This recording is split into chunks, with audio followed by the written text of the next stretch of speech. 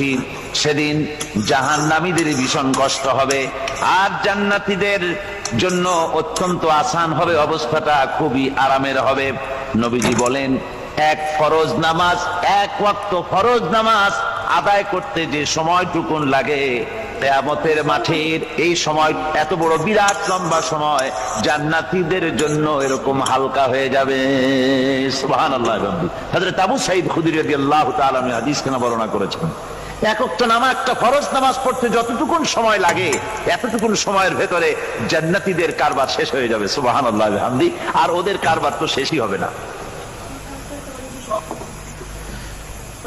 وَيَوْمَ تَشَقَّقُ السَّمَاءُ بِالْغَمَامِ وَنُزِّلَ الْمَلَائِكَةُ تَنزِيلًا। ওরা ফেরেশতা দেখতে চায়, সেদিন আসমান